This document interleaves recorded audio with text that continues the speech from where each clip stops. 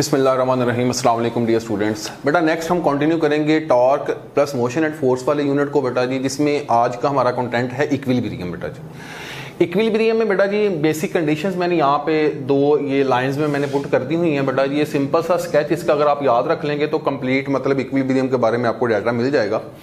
बेटा अगर कहते हैं किसी बॉडी की लीनियर स्पीड जीरो हो या एंगुलर स्पीड जीरो हो, मतलब बॉडी रेस्ट में है, तो हम इसको स्टैटिक इक्विलिब्रियम का नाम देंगे। अगर बॉडी की वेलोसिटी लीनियर है कांस्टेंट या एंगुलर वेलोसिटी कांस्टेंट है तो इसको हम डायनामिक इक्विलिब्रियम का नाम देंगे। अगर बेटा वेलोसिटी कांस्टेंट हो या वेलोसिटी जीरो हो तो इस मकसद इसका जो रिजल्टेंट आता है एक्सेलरेशन की फॉर्म में वो जीरो आता है जी। Acceleration always require change in velocity.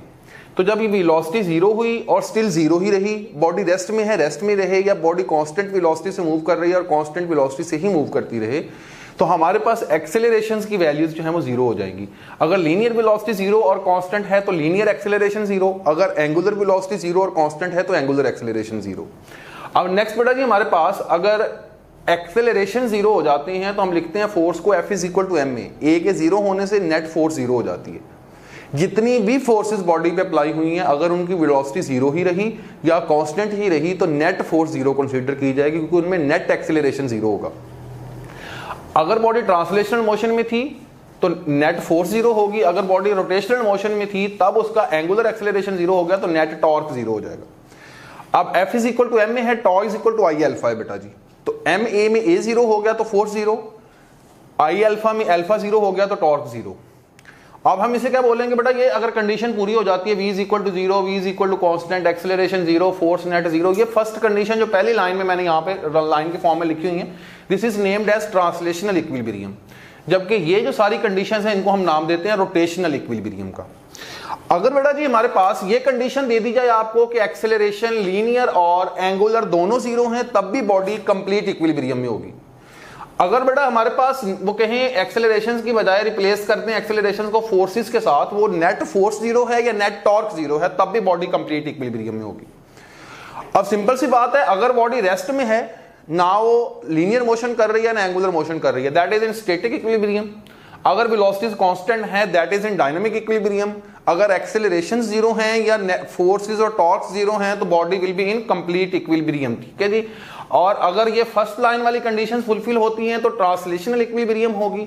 अगर सेकंड लाइन वाली जो है कंडीशन फुलफिल होती हैं तो ये रोटेशनल इक्विलिब्रियम होगी। ये बेसिक थी बेटा जिनकी डेफिनेशन जो आप लोगों से पूछी जा सकती हैं, उससे रिलेटेड सारा डाटा मैंने यहाँ पुट कर दिया बेटा जी। अब इससे रिलेटेड जो एमसीक्यूज आते हैं, ये इंपॉर्टेंट चीजें आ चुके हैं काफी बार बेटा जी, तो ये जरा डिटेल्ड हम इनको देखते हैं। जो पॉसिबल क्वेश्चन पूछे जा सकते हैं इक्विलिब्रियम से रिलेटेड वो हम यहाँ पे डिस्कस करेंगे। अब बेटा यहाँ पे हमारे पास एक मीटर रॉड है। मीटर रॉड का स्टार्ट पे 0 सेंटीमीटर, 10 सेंटीमीटर, 20, 30, 40, 50, 60, 70, 80, 90 एंड 100 सेंटीमीटर तक, यानी 1 मीटर हमारे पास हो जाएगा। ये 1 मीटर वाला मीटर रॉड है हमारे पास। अब बेटा यहाँ पे उन्होंने कहा इस मीटर रॉड के 30 सेंटीमीटर जहां लिखा हुआ है मीटर रॉड के, वहां पे उन्होंने 10 न्यूटन का वेट हैंग किया है। 50 सेंटीमीटर पे बेटा जी उन्होंने जो है वो पिवट पॉइंट शो किया हुआ है, जबकि हमारे पास 80 सेंटीमीटर पे बेटा जी हमारे पास एक और वेट हैंग है। अब ये वाला जो वेट है ये हम लोग जो है यहाँ पे कैलकुलेट करेंगे। इस वेट के बारे में अभी इंफॉर्मेशन नहीं है। अब बेटा टॉर्क का फॉर्मूला होता है RF sin थीटा। अब एक तरफ जो ये वाला वेट है, जब हम लोगों ने इस वेट की बेस पर इस वाले बीम को, इस वाले मीटर रॉड को रोटेट होते हुए अगर देखना चाहते हैं तो ये बॉडी को कुछ इस फॉर्म में रोटेट करवाएगा, तो इसे हम बोलेंगे जी ये कौन सा टॉर्क है जी हमारे पास, that will be anti clockwise torque. जबकि यहां पे जिक्र करेंगे that will be clockwise torque बेटा जी। तो अब ये एंटी क्लॉकवाइज टॉर्क और ये वाला जो क्लॉकवाइज टॉर्क है ये हमारे पास इक्वल होंगे अगर बेटा बॉडी किसमें है, इक्विलिब्रियम में। तो उन्होंने खुद बोला है कि बॉडी किसमें है जी, इक्विलिब्रियम में। इसका मतलब लेफ्ट हैंड साइड वाली बॉडी का जो एंटी क्लॉकवाइज टॉर्क है और जो राइट साइड वाली वेट की फोर्स है इसका जो टॉर्क है वो क्लॉकवाइज है। अब आपको चाहे बीम पर वो 10 फोर्सेस भी दे दें और आपने एक वक्त में सिर्फ एक ही फोर्स का टॉर्क देखना है कि अगर ये फोर्स बॉडी को रोटेट करवाएगी तो किस डायरेक्शन में करवाएगी। अब यहां पे देखिएगा दो फोर्सेस हैं, 10 न्यूटन की और एक ये वाला हमारे पास वेट है जिसको हम लोगों ने यहाँ पे कैलकुलेट करना है। ये दो फोर्सेस हैं, एक 10 न्यूटन का वेट है, एक ये वाला वेट है हमारे पास जो अननाउन है। अब वो कहते हैं कि अगर हम हमारे पास दो वेट्स हैं, हम एक वक्त में एक को देखेंगे, इसे इग्नोर कर दें सिर्फ इसको देखें तो इसकी वजह से बीम अगर रोटेट करता तो बेटा जी वो क्लॉकवाइज करता, और अगर इसकी वजह से करता रोटेट तो ये बेटा जी एंटी क्लॉकवाइज करता। और इक्विलिब्रियम की कंडीशन होती है कि क्लॉकवाइज टार्क्स और जो एंटी क्लॉकवाइज टार्क्स होते हैं ये इक्वल होते हैं। तो बेटा जी यहां पे हमारे पास क्लॉकवाइज टार्क के लिए ये वाली कंडीशन आएगी, वेट, इसका मूवमेंट आर्म कितना है जी, पिवट पॉइंट से लेके point of application of force तक जो है ये हमारे पास मूवमेंट आर्म होता है। अब देखिएगा 50 से लेके 80 तक ये कितना बनेगा जी, दैट विल बी 30 सेंटीमीटर। तो इसका मतलब है इस वेट का जो मूवमेंट आर्म है वो 30 सेंटीमीटर है। तो हम आर एफ करते हैं, ये आर हो गया, ये एफ होगी, मतलब फोर्स होगी वेट की। साथ साइन थीटा किधर गया जी, आपको पता है कि ये वेट डाउनवर्ड है, मूवमेंट आर्म ये होगा, तो एंगल कितना बनेगा जी 90 डिग्री। साइन 90 कितना हो जाएगा 1। इसी तरह से ये मूवमेंट आर्म होगा, ये वेट है, तो एंगल कितना बनेगा 90 डिग्री, यहां पर भी साइन 91 हो जाएगा। तो बीम की फॉर्म में जितनी भी फोर्सेस वेट की होती हैं वो हमेशा डाउनवर्ड होती हैं, और बीम को हम हमेशा हॉरिजॉन्टली प्लेस करते हैं।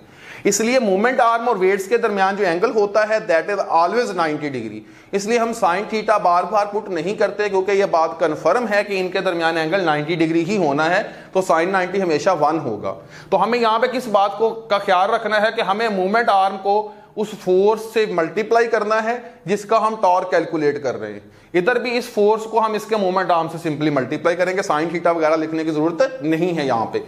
अब तो जो कीजिएगा, ये वाला जो वेट है ये हमारे पास फोर्स आ गई, force F into R, force और आर को मल्टीप्लाई किया, आर यहां पे यहां से लेके यहां तक कितना हुआ जी 30 सेंटीमीटर।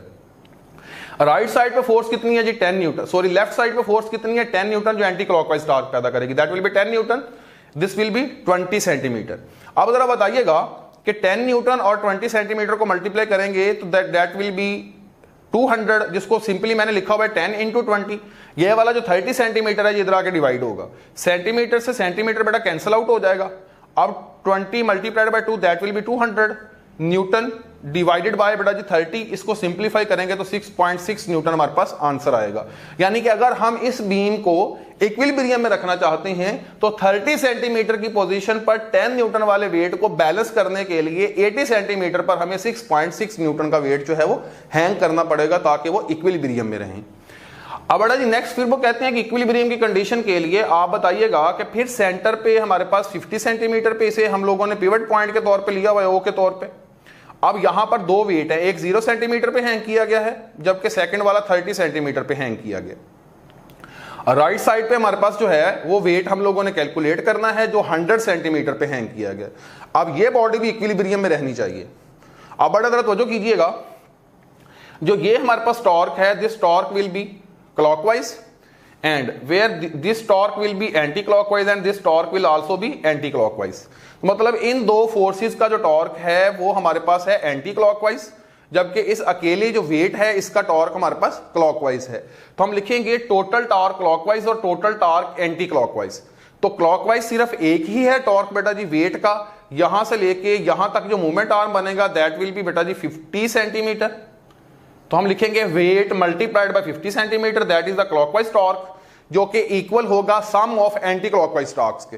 तो यहां पे बेटा जी टोटल टॉर्क जो एंटी क्लॉकवाइज है वो दो फोर्सेस की वजह से है, एक 0 सेंटीमीटर पे है तो इसका मूवमेंट आर्म कितना बनेगा जी दैट विल बी 50 सेंटीमीटर, जबकि 30 सेंटीमीटर पे जो प्लेस है 30 से 50 तक जो डिस्टेंस बनता है दैट इज 20 सेंटीमीटर।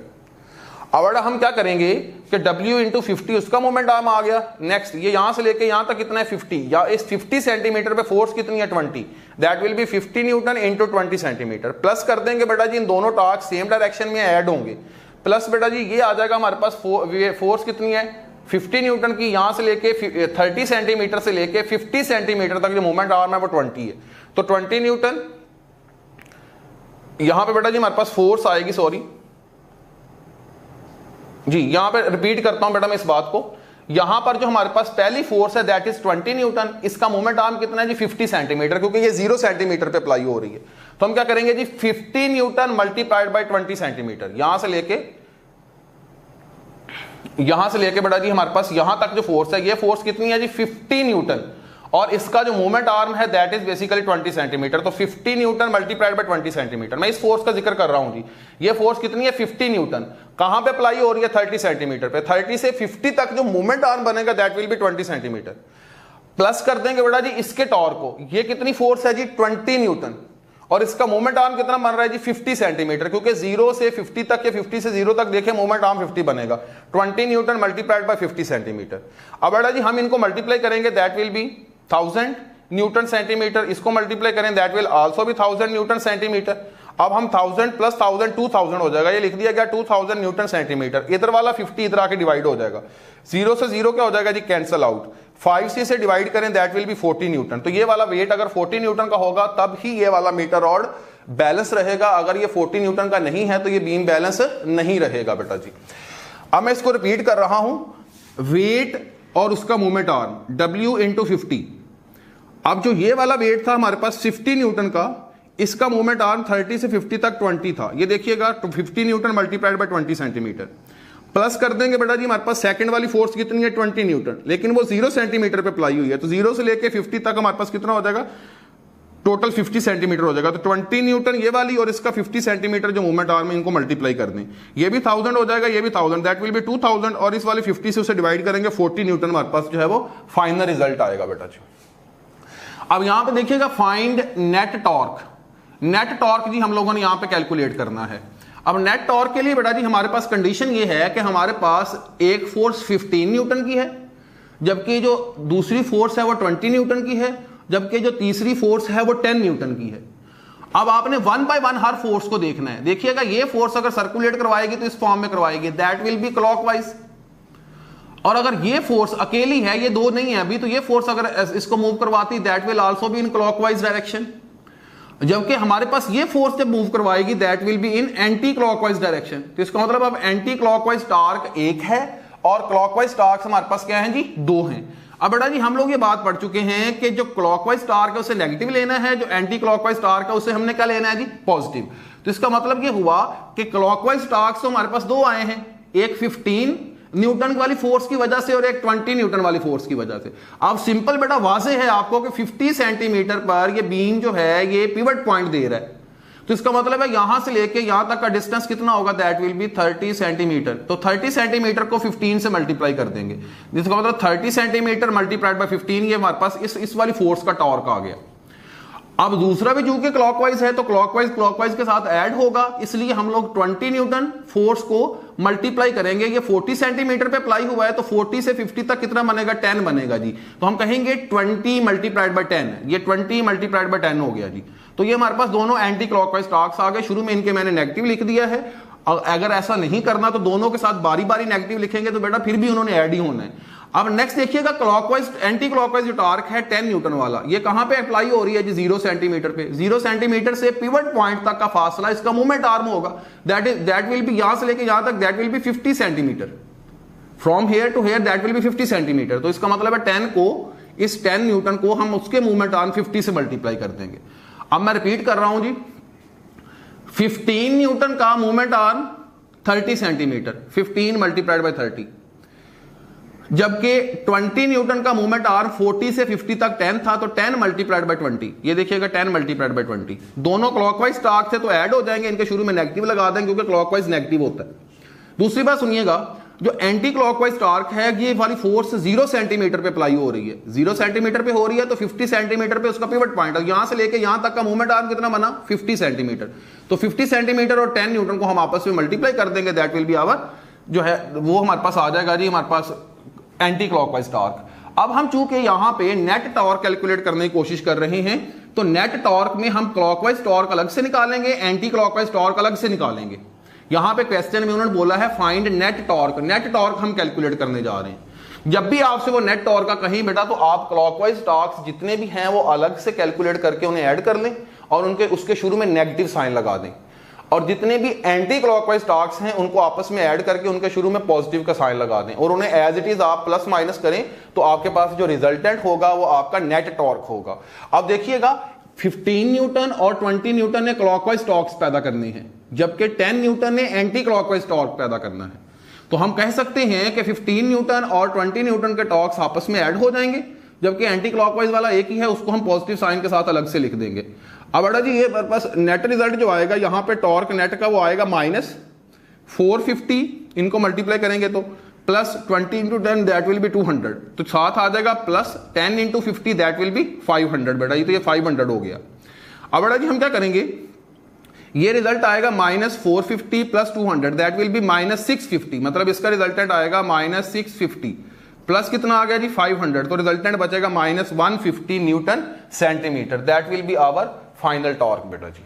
अब देखिए जो मोमेंट आर्म है वो सेंटीमीटर्स में थे, फोर्सेस न्यूटन में थी, तो न्यूटन मीटर की बजाय ये न्यूटन सेंटीमीटर की फॉर्म में यूनिट आएगा बेटा जी।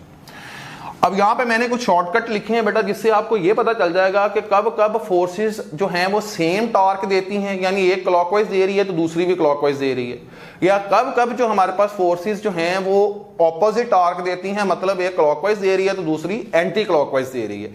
अब यहां पे कंडीशंस हैं जी कि क्लॉकवाइज टॉर्क यानी same torque for same torques बेटा जी, हमारे पास क्या है जी, क्लॉकवाइज है दूसरी का भी क्लॉकवाइज है, एक का एंटी क्लॉकवाइज है दूसरी का भी एंटी क्लॉकवाइज है जी। तो अगर हम ये चाहते हैं कि क्लॉकवाइज और क्लॉकवाइज टॉर्क पैदा हो या एंटी क्लॉकवाइज और एंटी क्लॉकवाइज टॉर्क हो, दोनों का मतलब है सेम टॉर्क्स पैदा हो, तो फोर्सेस कैसे अप्लाई करनी है हमने, तो कहते हैं जो मीटर रॉड होता है उसकी सेम साइड पे सेम डायरेक्शन में फोर्स लगा दे तो टॉर्क सेम होगा। अब तो जो कीजिएगा, ये हमारे पास बीम है, इसके ऊपर हम लोगों ने फोर्सेस अप्लाई की, ये फर्स्ट फोर्स है ये सेकंड फोर्स है, देखिएगा ये पिवट पॉइंट की एक साइड पे है तो इनकी साइड सेम हो गई, सेम साइड है जी। दूसरी बात डायरेक्शन भी क्या है जी, सेम है, ये देखिएगा डायरेक्शन सेम है, तो इसका मतलब है कि ये दोनों फोर्सेस जो हैं ये इस बीम को वन बाय वन अगेन देखिएगा, ये कैसे घुमाएगी जी क्लॉकवाइज, ये कैसे घुमाएगी क्लॉकवाइज, इसका मतलब दोनों का टॉर्क क्लॉकवाइज हो गया। अगर बेटा ये दोनों फोर्सेस राइट साइड की बजाय लेफ्ट साइड पे होती है तो ये दोनों कैसे घुमाती जी, एंटी क्लॉकवाइज, तो इसका मतलब फिर दोनों की वजह से जो टॉर्क है वो एंटी क्लॉकवाइज और एंटी क्लॉकवाइज ही होता। इसका मतलब है सेम साइड हो और सेम डायरेक्शन हो तो हमारे पास टॉर्क सेम काइंड के पैदा होते हैं, क्लॉकवाइज या फिर एंटी क्लॉकवाइज और एंटी क्लॉकवाइज। नेक्स्ट बेटा जी हमारे पास है सेकंड कंडीशन क्या होती है सेम टॉर्क्स के लिए, कि अगर साइड्स जो है वो ऑपोजिट हो जाए और साथ डायरेक्शन भी ऑपोजिट हो जाए। अब तो कीजिएगा, साइड एक फोर्स इस राइट साइड पे है, एक फोर्स लेफ्ट साइड पे, ये लेफ्ट साइड पे ये राइट साइड पे, देखिएगा जी साइड्स ऑपोजिट हो गई। दूसरी बात ये है कि साइड्स ऑपोजिट होने के बाद हमारे पास डायरेक्शंस भी उसकी क्या होनी चाहिए, ऑपोजिट। अब एक फोर्स डाउनवर्ड है, ये कैसे घुमाएगी अकेली force, that will be clockwise, और ये फोर्स जब घुमाएगी that will also be clockwise. इसने अपवर्ड लेके जाना है, इसने डाउनवर्ड लेके जाना है, तो ये रोटेट कर जाएंगे। जैसे कि किसी स्टीयरिंग को अगर हम घुमाते हैं तो एक तरफ से फोर्स डाउनवर्ड लगाते हैं, एक तरफ से फोर्स अपवर्ड लगाते हैं, तब पिवट पॉइंट सेंटर में होता है उसका घूमने वाला पॉइंट, तो इसका मतलब है तब भी सेम डायरेक्शन में वो जो है स्टीयरिंग घूमता है, तो इसका मतलब ऑपोजिट डायरेक्शंस हों और ऑपोजिट साइड्स हों तब भी हमारे पास सेम टॉर्क पैदा होते हैं। तो इसका मतलब है साइड और डायरेक्शन का जो जिक्र है, अगर सेम साइड है तो डायरेक्शन भी सेम हो, अगर ऑपोजिट साइड्स हैं तो डायरेक्शन भी ऑपोजिट हो, तो सेम काइंड के टॉर्क्स पैदा होते हैं, क्लॉकवाइज के रिस्पेक्टिव क्लॉकवाइज और एंटी क्लॉकवाइज के रिस्पेक्टिव एंटी क्लॉकवाइज टॉर्क पैदा होगा। अब हम नेक्स्ट देखते हैं कि एक फोर्स क्लॉकवाइज टॉर्क पैदा करे और दूसरी एंटी क्लॉकवाइज, तो उसकी कंडीशन क्या हो जाएगी, उसकी कंडीशन उलट हो जाएंगी। अगर हम लोग जो है साइड सेम करते हैं तो फोर्सेस जो होंगी उनकी साइड सेम की है तो डायरेक्शन ऑपोजिट कर देंगे, तो फिर एक टॉर्क क्लॉकवाइज है तो दूसरा एंटी क्लॉकवाइज होगा, या अगर पहला एंटी क्लॉकवाइज है तो दूसरा क्लॉकवाइज होगा जी। तो जो कीजिएगा यहां पे ये जो हमारे पास फोर्स है, अगर इसको इग्नोर करके सिर्फ इसी को देखें, ये घुमाती तो कैसे घुमाती जी, क्लॉकवाइज। अगर ये घुमाएगी तो ये कैसे घुमाएगी जी, ऊपर को लेके जाएगी तो मतलब ये घुमाएगी जी एंटी क्लॉकवाइज, तो ये एंटी क्लॉकवाइज कंडीशन आ गई और ये क्लॉकवाइज की कंडीशन आ गई। ये देखिएगा ऑपोजिट नेचर के टॉर्क पैदा हो गए। तो फॉर ऑपोजिट टॉर्क्स कंडीशन क्या है जी, सेम साइड हो तो डायरेक्शंस ऑपोजिट, और अगर ऑपोजिट साइड हो तो डायरेक्शन सेम कर दें जी, ऑपोजिट साइड हो तो डायरेक्शन सेम कर दें। देखिएगा ये वाली जो फोर्स है अकेली अगर इसे सर्कुलेट करवाती तो कैसे करवाती जी, क्लॉकवाइज। अगर ये करवाएगी तो ये कैसे करवाएगी, एंटी क्लॉकवाइज। इसका मतलब ये हुआ कि साइड्स अब ऑपोजिट हैं तो डायरेक्शंस सेम है, दोनों की डायरेक्शन देखिएगा फोर्स की डाउनवर्ड है। यहां देखिएगा सेम अगर साइड थी, साइड सिर्फ राइट साइड वाली थी, ये भी राइट पे है ये भी राइट पे है, लेकिन डायरेक्शंस क्या हो गई, ऑपोजिट। इसका मतलब एक चीज को अगर आप ऑपोजिट कर देते हैं दूसरी चीज को सेम रखते हैं, साइड सेम है तो डायरेक्शन ऑपोजिट, अगर डायरेक्शन सेम है तो साइड्स ऑपोजिट हो जाए तो हमारे पास जो है वो ऑपोजिट टॉर्क्स पैदा होंगे, एक क्लॉकवाइज होगा दूसरा एंटी क्लॉकवाइज। अगर फर्स्ट एंटी क्लॉकवाइज है तो दूसरा क्लॉकवाइज हमारे पास टॉर्क पैदा होना शुरू हो जाएंगे बेटा जी। अब इससे एक और मजीद एमसीक्यूज इससे रिलेटेड प्रैक्टिस के लिए करते हैं। To keep uniform metre rod in equilibrium, how much weight is required to hang at position of 0 centimetre. कहते हैं कि 0 सेंटीमीटर पे हम कितना वेट हैंग करेंगे। ऐसे बीम को बैलेंस करने के लिए जिसमें खुद का उसका वेट जो है वो 100 न्यूटन है। मतलब ये जो मीटर रॉड है ये जिस भी चीज से बनाया गया इसका खुद का वेट है 100 न्यूटन। और जब वो कहते हैं यूनिफॉर्म बीम है तो बेटा यूनिफॉर्म बीम का मतलब है उसका वेट हमेशा उसके सेंटर में एक्ट कर रहा होता है। सेंटर ऑफ ग्रेविटी वो पॉइंट होता है जहां पर बॉडी बैलेंस हो जाती है। ये अगर मार्कर यहां बैलेंस हो गया, this point will be its centre of gravity. इसका मतलब ये है ये वो पॉइंट है जहां सारी की सारी वेट की फोर्स एक्ट कर रही थी। जिस वजह से अगर सारी फोर्स यही थी वेट की जो कि डाउनवर्ड थी, तो मेरी इन फिंगर्स ने अपवर्ड इक्वल मैग्नीट्यूड में फोर्स लगा के उसे कैंसिल कर दिया, इसलिए बॉडी किसी भी तरफ को रोटेट नहीं कर पा रही। तो ये इसका सेंटर ऑफ ग्रेविटी। अगर हम पोजीशन चेंज कर देंगे तो ये घूमने लग जाएगा, नीचे गिरने लगेगा। इसका मतलब है कि इसका सेंटर ऑफ ग्रेविटी जो है उससे हट के हम किसी और पॉइंट पे से बैलेंस करने की कोशिश कर रहे हैं, जो कि जनरली पॉसिबल नहीं है। अब बेटा जी हमारे पास यहां तवज्जो कीजिएगा, फिर वो सेंटर अगर हम किसी भी स्पोर्ट के बगैर करते हैं, देखिएगा यहां पे हमारे पास सेंटर ऑफ ग्रेविटी खुद ब खुद बैलेंस्ड है। अगर इसको मैं थोड़ा इधर ले आऊंगा तो मुझे बेटा जी ये नीचे गिरेगा इस डायरेक्शन में, मुझे इसे बैलेंस रखने के लिए इस तरफ फोर्स लगानी पड़ेगी। अब यही कंडीशन है कि ये जो बीम है इसका पिवट पॉइंट जो है वो हमने सेंटर लिया ही नहीं है। अब हमने केस डिफरेंट हो गया, कितने पे लिया है? 30 सेंटीमीटर पे। इसका मतलब एक साइड पर इसकी लेंथ ज्यादा है, एक साइड पर इसकी लेंथ कम है। जिधर लेंथ ज्यादा है उधर इसका वेट ज्यादा एक्ट करेगा, जिधर लेंथ कम है उधर इसका वेट कम एक्ट करेगा। जिधर ज्यादा बॉडी आई है वहां ज्यादा वेट, जहां कम हिस्सा आया है उसकी बॉडी का वहां कम वेट होगा। फिर हमें इसे बैलेंस करने के लिए 0 सेंटीमीटर पे एक वेट हैंग करना पड़ेगा। अब उसका खुद का वेट कितना है जी मीटर रॉड का? 100 न्यूटन। और आपने ये बात याद रखनी है, वो यूनिफॉर्म मीटर रॉड की हमेशा बात करते हैं। तो अगर यूनिफॉर्म मीटर रॉड की वो बात करते हैं तो इसका मतलब है हमेशा उसका सेंटर ऑफ ग्रेविटी उसके सेंटर में होता है।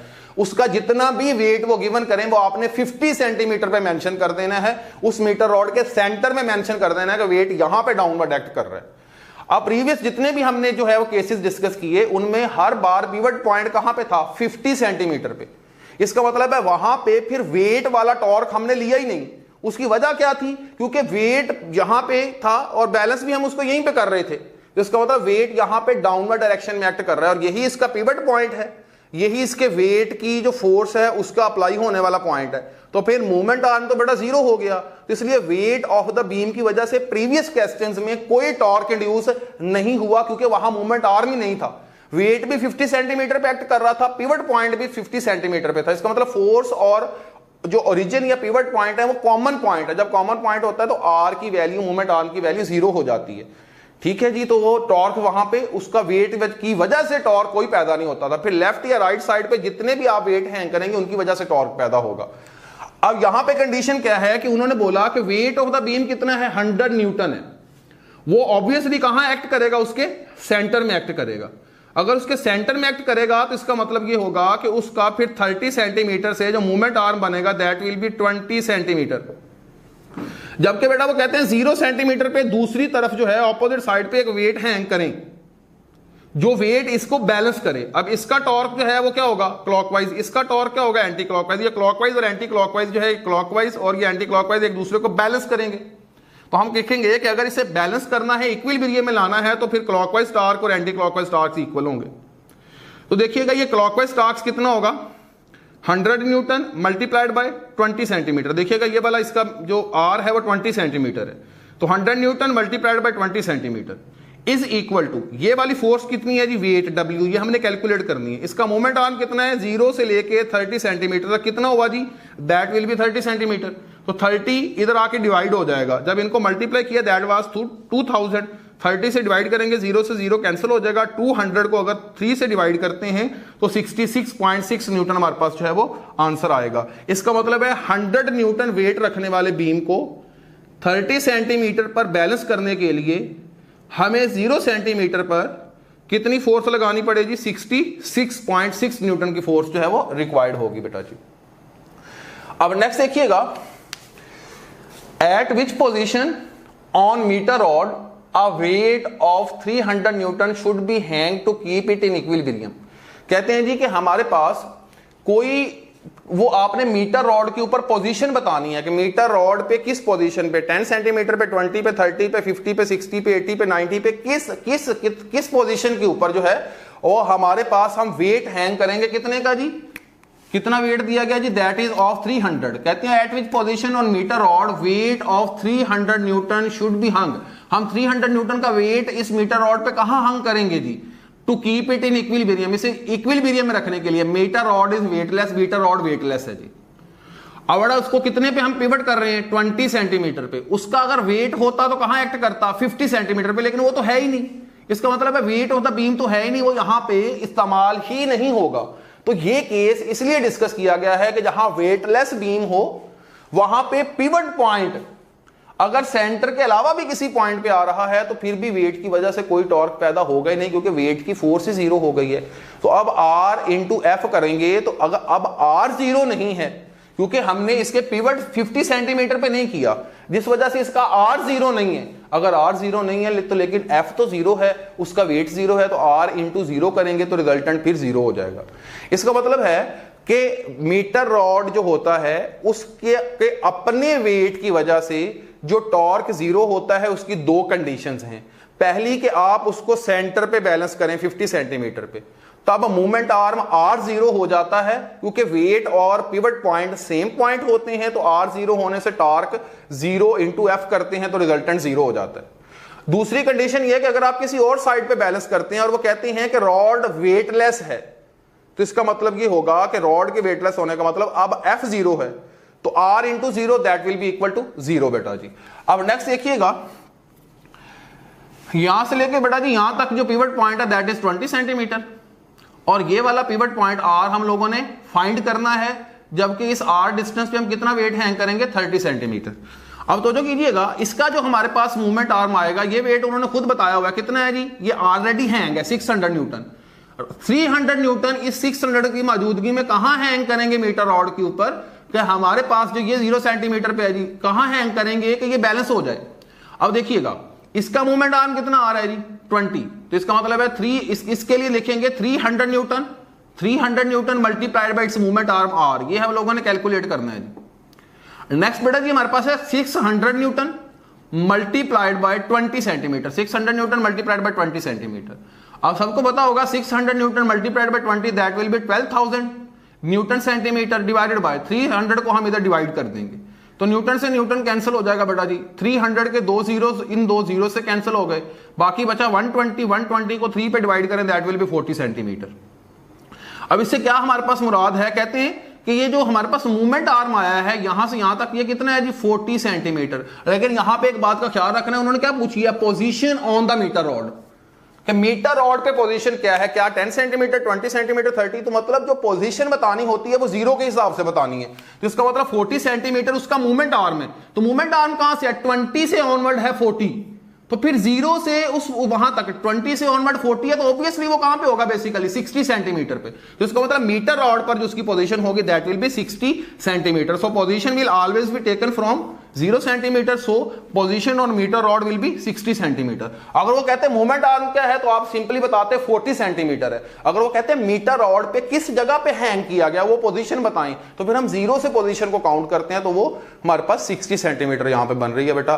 फी अमानिल्लाह जी, अल्लाह हाफिज।